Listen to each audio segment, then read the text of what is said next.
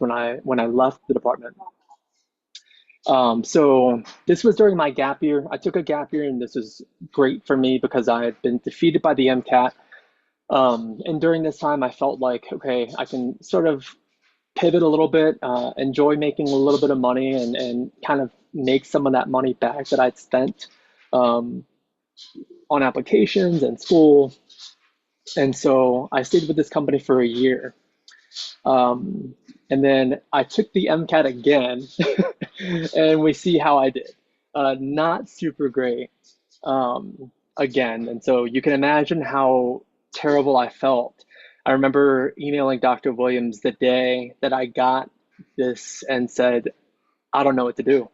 Um, and it was very clear to me that I really needed to start preparing again for a third time. And so this time I was at a really tough position because not only did my score go down, but it's a really unique circumstance because this is going in the wrong direction.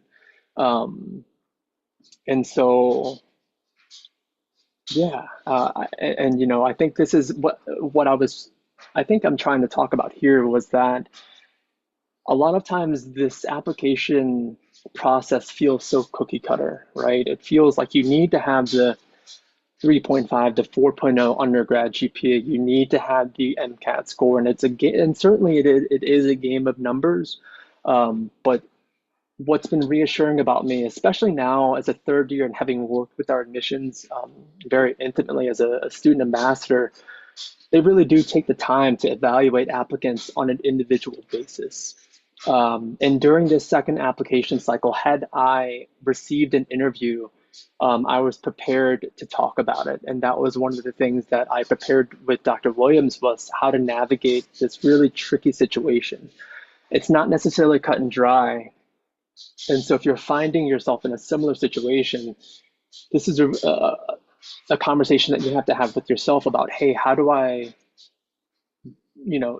improve my application? But if you're looking at one school in particular, if there's one school that you really want to go to, my recommendation is to reach out to the admissions director to see how you can improve your application. And that goes a long way, just reaching out, putting yourself out there to say, hey, I'm really interested in this school.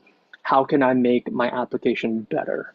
And if it's taking the MCAT again, or if it's doing an academic record enhancement, if there's getting more work experience, they'll tell you, especially if you've shown interest. And that's something I can confidently say after, I've got a great working relationship with our director of admissions, someone who I've been able to work with so closely for the last 3 years.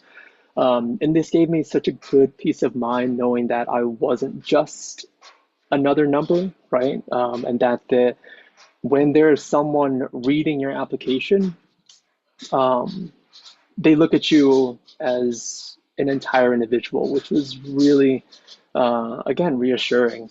And that's not to say that this is for every school. And after speaking with, 5 of the attendings that sit on our admissions board, I really wanted to have a transparent, kind of understanding about what goes on behind the scenes. And if you ever get the chance to become part of the student admissions committee, I highly recommend it. And it gives you a really good insight as to how applicants are chosen. Um, and what my takeaway was from that was that every school is uniquely different, which is why it's important for you to do your research into the school that you want to go to, because some schools may be looking at different things. As Dr. Williams mentioned too, I'm part of the inaugural class, and so this was a really tricky situation because when a school is brand new, they want people with good statistics, right? Because the inaugural class is going to be representative of the statistics that school first spits out. So when my class graduates in a year and a half from now, our statistics are going to be published, and that's really a kind of a window into how well the school is performing, right? And so this was kind of tricky, but I lucked out. I'll get to that in a minute, but before then, I do kind of want to bring this up a little bit. This second opportunity came about after my first year of work experience with Isoplexis. Um, LinkedIn is an awesome platform. I got poached from some recruiters. The the more time, it's sort of like like I don't know, Facebook, I guess. If the more time you spend investing, making sure that your LinkedIn is as professional as possible, you start to get eyes glancing, and a lot of these recruiters will look at your profile. And I was very meticulous in how I shaped my LinkedIn. And so, having put all my information out there, I had a recruiter reach out to me, and they were looking for someone to fill another FAS role. And this company was based out of San Diego, and I kind of want to draw attention to the fact that this was double the salary that I was making at Isoplexis. And so, $150,000 is a lot of money, especially coming out of grad school. The really cool thing about this particular job role too, the FAS position is predominantly uh, made up of PhD scientists. Um, and I think where I was able to leverage this was with my soft skills. Working as a paramedic, um, and having that soft skills and being in a position where I was like patient facing or customer facing, and having had that 1 year of experience already in a customer facing role at really high profile research labs like Harvard, Yale, Brown, where you all are. If you're studying in Massachusetts, you are uniquely positioned because Boston is such a huge biotech hub. You're an hour and a half max away from Boston. And so for me, they were looking for someone to fill that Boston area role. Um, and the science they will teach you. And for this particular role, they didn't really care about the science. They knew that if you had the ability to make, to graduate with the master's, um, and to get to where you are right now, to having, gotten a position as an FAS prior, they know at least if their company is looking at you, you have this fundamental set of skills that they're already looking for. And Boston is such an amazing place. It's a huge biotech playground. So the fact that like Elms has a biotech program is really awesome. I'd encourage all of you to kind of explore it too, as an alternative if you are looking for a gap year, as I did. But I did end up landing this role, and I took it. And this was my team, my FAS team. And I credit all of them for helping. All of them have PhDs from different types of places. They're all different PhD, brilliant scientists, ranging from biochemistry to chemistry to organic chemistry. And the just vast amount of knowledge that I was able to learn from them was so instrumental in developing me as a bench scientist and a research scientist and an application scientist. So the 2 years that I spent doing this wasn't in vain. I felt like I got so much out of it in the 2 years, and it certainly helped as far as reapplying to med school. So during that second application cycle, it was a huge game of just hurry up and wait. As you all probably know, by the time that like Christmas rolls around, it's pretty late in the interview cycle. I hadn't gotten an interview by Christmas, and so at that time I was like, all right, let's kind of gear up for the third application cycle. Let's prepare to take the MCAT again in May, and see where we go from that. But then I got super lucky, super lucky, and I got an interview from the Toro, Montana campus, and we are a branch off of the New York campus. And despite being denied from the New York campus, that was my number one choice school. That's where I wanted to go, or so I thought.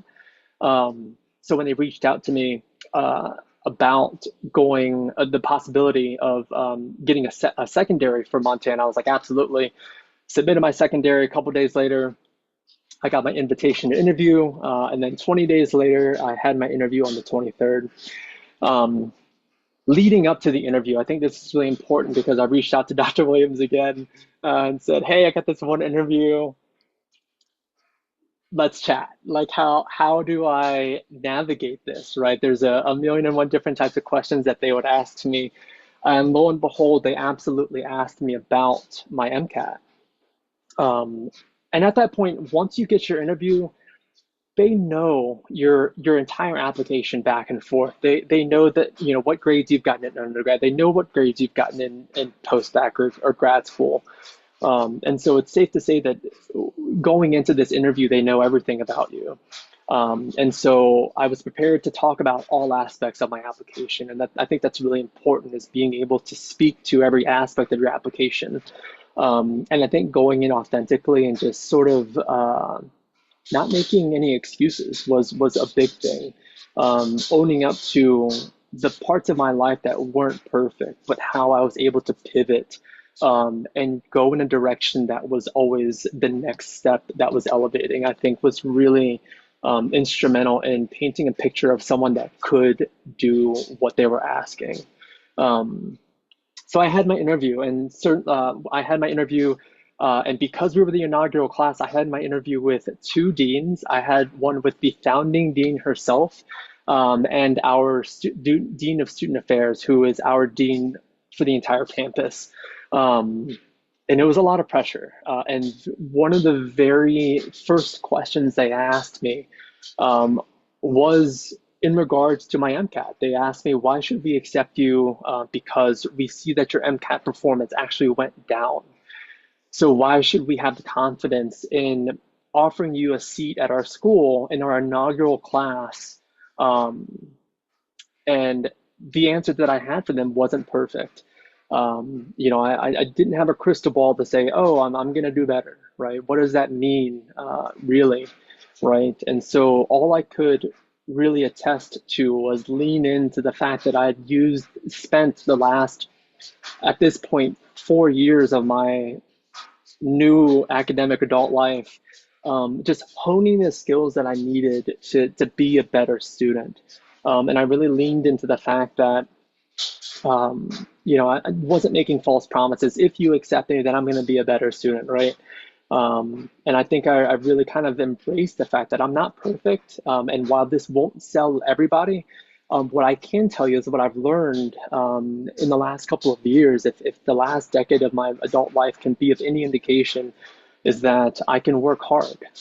And so you won't get, you know, uh, a poor effort from me on my behalf. And so because I told them, I can't tell you the future, but I do know that what is at stake here, and this is something that I really absolutely want. Um, and for some reason, they liked it, and they gave me a shot. And so to tell you a little bit about how I'm performing now, I'm in the top quarter of my class. I'm doing very well. I've passed my boards, and it's pass fail, but the Comlex uniquely tells you how far away or how close you were to passing, and it wasn't even like a close call. For me, I was well beyond the mark of passing. And I do credit that to the fact that I've just kind of, that I knew going into med school that standardized tests um, wasn't my forte. But that's something I worked really hard to improve on, right? And now going into my fourth year, and I'm prepared to start preparing for level two, step two. This is kind of like MCAT, like PTSD all over again, right? Having to kind of dial back into test taking. So I think if my story can be of any indication to you all that hey, you're not just a test score or a test number. Um, I think being very aware of your shortcomings and being aware of where there's room for improvement and leaning into that and embracing that will do you so much more good than going into this thinking and telling yourself you're going to do the same thing and expect different outcomes. Um, so yeah, I'm super, super lucky. And I think fate has a really weird way of just kind of like putting me in the direction that I needed to be. And so this was me and my family on White Coat Day, just one of the most special days of any aspiring doctor's life. So I'm super, super grateful to be here training in a very underserved area. We are the first one of two schools now in Montana, but we cover largely the western and the north central part of the state. In the state of Montana, there are more cows than people. And so it's pretty crazy to be out in an area of, and before I thought I was going to be in New York City, where I thought I was. But then the more and the older that I get, and now being in my third year of training, you realize just like these kind of opportunities afford you.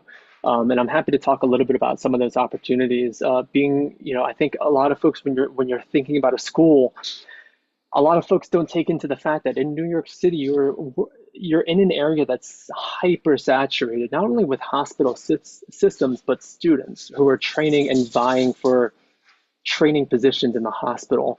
I am one of 45 students in our entire hospital system, training one-on-one, oftentimes with an attending physician, um, which is almost unheard of, right? And so if you go to bigger academic hospitals, um, there are pros and cons to each, right? And pros and cons in that, like, they're in academic centers, you have a lot of residents that you can learn from and work with, and that's part of the training. But in areas like this, particularly in Great Falls, where I am, to have this much one-on-one time with an attending physician is very, very not regular.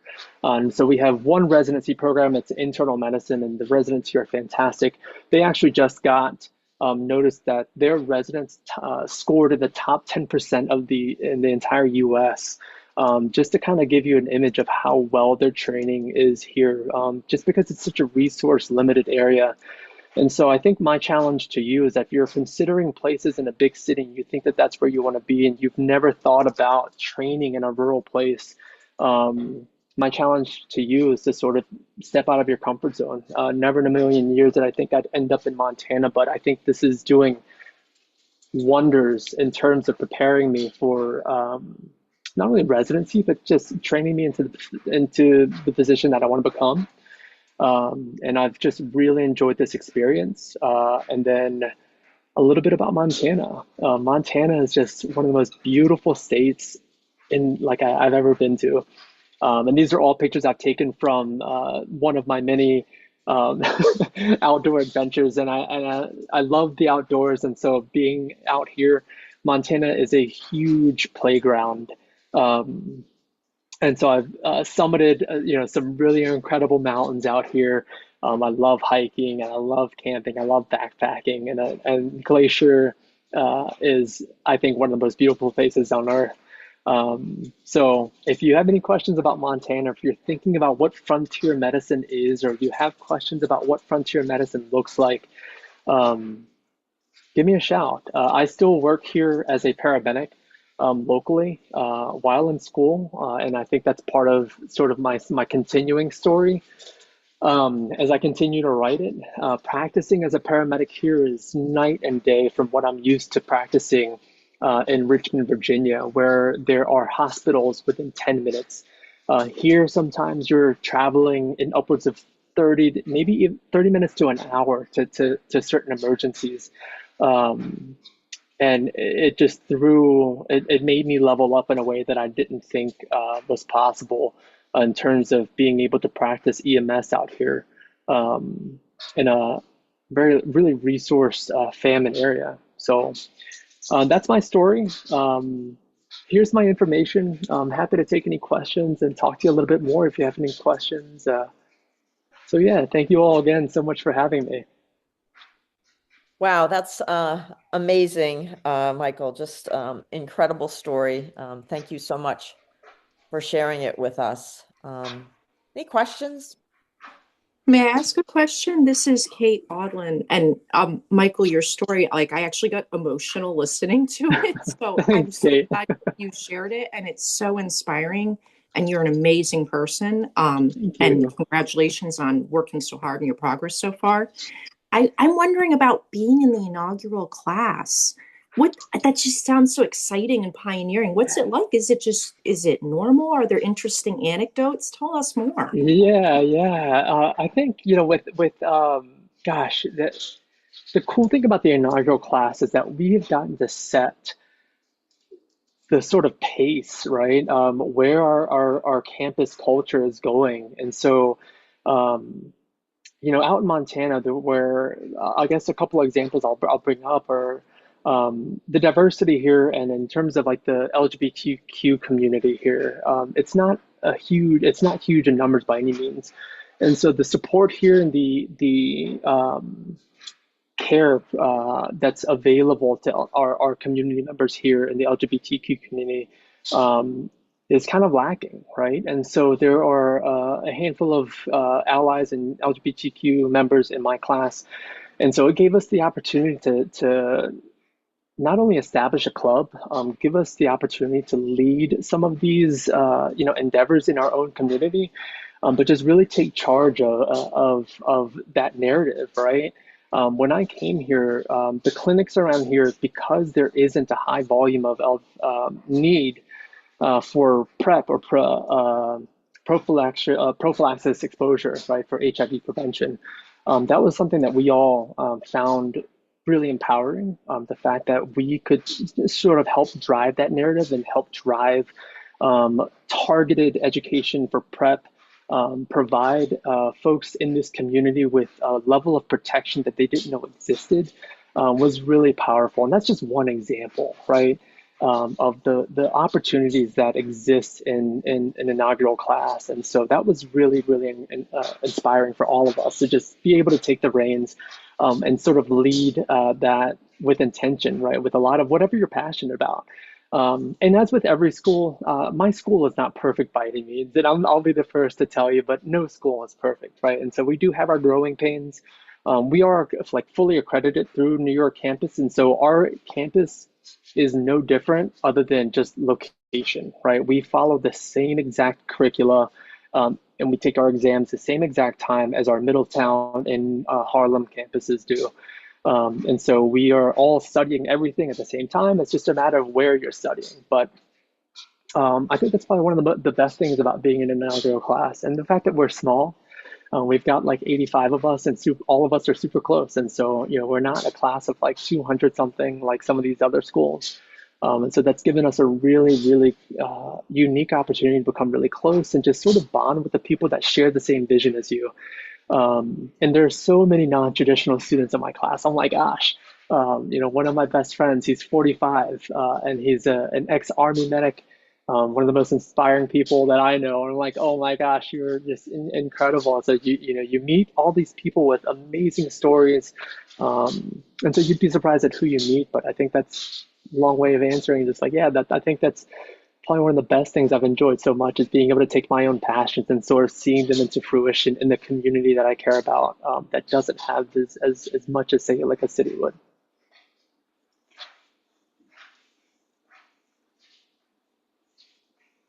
I hope that answers the question. Other Thank you. questions?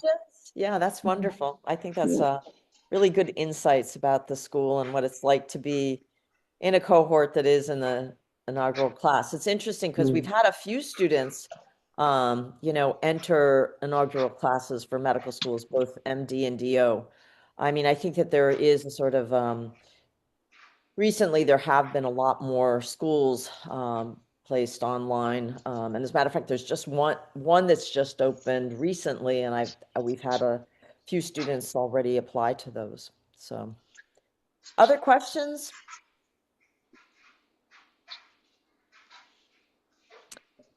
So have you decided anything about what sort of residency you might want to target? Yeah, I'm shooting for the stars, and so my number one choice currently, there's only one program in the U.S. that offers this training path, and it's a combined emergency medicine and anesthesia program. And so it is a 5-year track, and that's housed at none other than Hopkins in Baltimore, Maryland. Wow. And so it's the number one program in the U.S. And so I've got high hopes. But if I don't match into that, as fate has different options for me, then I want to do anesthesia for sure. Interesting. So, yeah. It's also interesting that you are working as a paramedic. I'm surprised that they let you do that. Did they encourage you? Was it your idea? How did that? Because a lot of times you have to sign something that you will not work. in Yeah, an yep. MD, DO, or PA program, or even veterinary? Yeah, yep. I actually didn't start working until after my first year. So for me, that was extremely important. I think the transition into first year was tough enough, and I didn't want to add any other No. variables to that that might compromise, my performance. And so I waited until the summer, your only summer in med school, which is in between first and second year. Um, and so after I worked all summer that summer, I did have to go in and meet with the deans, and talk with them about what that schedule looks like, and just be really transparent. I wanted to have that conversation because I ended up choosing to do this as part of my activity, right? And so I dedicated, if I, instead of volunteering, which for me was the same difference. For me, at our particular EMS agency, we are severely short-staffed of ALS providers, advanced life support providers, and so the shortage for me made a lot more sense. There were enough of us in our class to be able to contribute in other ways, and so this was my way of contributing. Was just being able to serve in a capacity that was, even if 24 hours a month, either one 12-hour shift on a Saturday, twice a month, and so every other weekend. And that's kind of how we played around with a little bit. And now that I'm in my third year, I'm currently on my vacation block, which is kind of nice. And so I've got an entire month, which gives me a lot of flexibility. And so I've been able to work a lot more. And so that's how I'm navigating that. But I never worked when it was like exam prep time, but I did keep it consistent in a way that I was getting probably about 12, 24 hours a month in. And that was like my volunteer service time, even though I was getting paid for it. That's excellent. And that's a really interesting insight for me. So I appreciate that. Mhm. One thing that I have to say is you could see Michael's performance at Elms College was outstanding, 4.0, both in the post-bac as well as in the master's. And not only that, you give Michael a job and he performs it at an outstanding level, which we can see, through your paramedic work, we can see through, your field application scientist programs. Um, and I think that this is where I have seen, because, Michael is, one of the stars that we've had for sure. I see Jane McCary here. And she knows so many of our students. And, we do give students a second chance. Hi, Jane. Which I think is really critical. But, everybody is not perfect. And not everybody, we can see Michael, he is an outstanding person. You would love Michael to be your doctor. And it's because we don't all excel in the same ways. And sometimes those people that have fabulous GPAs and also do really well on standardized tests may not actually be the best doctor. Mhm. And I really have to applaud medical schools, both MD and DO, because they really look beyond that. So if you can, really get your application really strong, which Michael did, he did it. I mean, you have to say, somebody walking into these schools, Brown, Harvard, Yale, and showing them how this machine is going to help them get to the data and the analysis of the data that they want. This is not something simple, and he showed them. And that's why Toro could feel comfortable saying, okay, your MCAT score isn't great. You clearly can do it. You can do it. Yeah. And, and he's doing it. So really proud of you, Michael. Always have Thank been, you. Thank you. just an amazing individual in every way. So I certainly appreciate it. And to your point, the second chance thing, this all wouldn't have been possible had I not been given a chance. I shudder to think where I would kind of be had I not been given this opportunity to just sort of be able to prove like, hey, I have grown up, right? And I think, um, and I one the our our admissions director is just someone who I've become so close with over the last 3 years. And the fact that I have a little bit more transparency and insight to this process has given me so much more hope, that people like me who have similar stories of just challenges of just getting over a hurdle, are given chances. And you're right, people who have the numbers are turned away, right? And they flop at the interview because they just don't have anything else to show for other than the numbers. So I think if you are in a position that that you recognize that this is a weakness and that you lean into some of this, China pivotal changes at each chapter, whatever your year brings you. I know places like Toro will have doors open for you, and so good luck to everyone out there applying. You can do it. Yeah. Oh, that's great. Yeah. And you're Yeah, really knocking it out of the park. Just fantastic. thank you. Other questions? All right. Well, I guess we should pretty much wind it up. But oh my goodness, Michael, thank you so much. And thank you so much for continuing to be successful and make this path for yourself. We wish you all the luck as you move forward. And I will be watching. Yeah. Thank you so much. It's great to see you always. So thank you for inviting me to share my story. Happy to do it. Best of luck to you and all of your students. So if any of you are interested in Montana, please give me a shout. I rave about Montana all the time. I love it here. Be happy to talk to you more about it and the application process. Great. All right. Well, Awesome. thanks very Take care, much. Thanks everyone. everybody else too. Thanks for coming. Thanks for listening in. And if you have any questions, please let us know. All right, everyone. Take care. Have a great day. Bye. Bye-bye.